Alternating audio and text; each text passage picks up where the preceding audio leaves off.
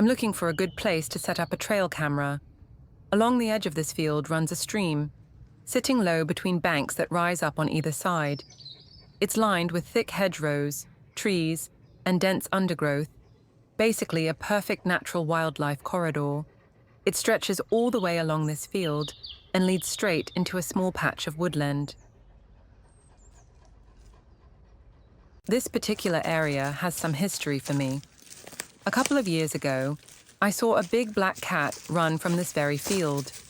A different time, I watched something large and heavy moving through the tree line, high up in the canopy.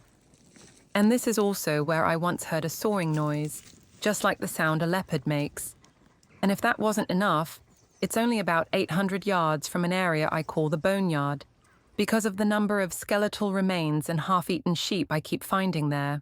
I've had trail cameras set up further along this tree line before, in both directions, but I kept having to move them. The sheep kept triggering the sensors, which made it hard to get any useful footage. So today, I'm looking for a new position, somewhere a bit more tucked away. Ideally, somewhere the sheep can't reach, but something stealthier just might. As you can see, there are several well-used wildlife trails running along here, some weaving right through the dense undergrowth. From the shape of the tunnels in the bushes, it's clear that badgers are using those paths.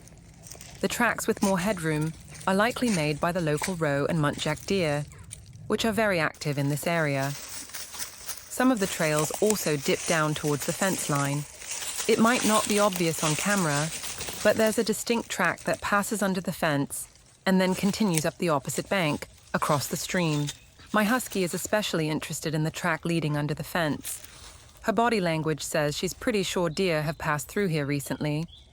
And look at that, black hair snagged on the wire. I don't have my evidence kit with me today, so I'm improvising, using a dog poop bag to collect the sample without touching it directly.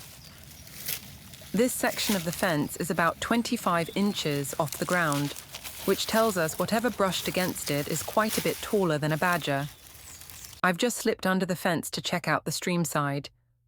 There's a really interesting pug mark heading up the steep bank in the direction of the fence, worth taking a closer look at later. And along the stream itself, fresh roe deer prints, heading down toward the same trail that crosses to the other side. Now, this pug mark is interesting. It's got a pronounced leading toe and a large plantar pad, features that are typically indicative of a feline print. But here's the catch. The claw marks are quite thick.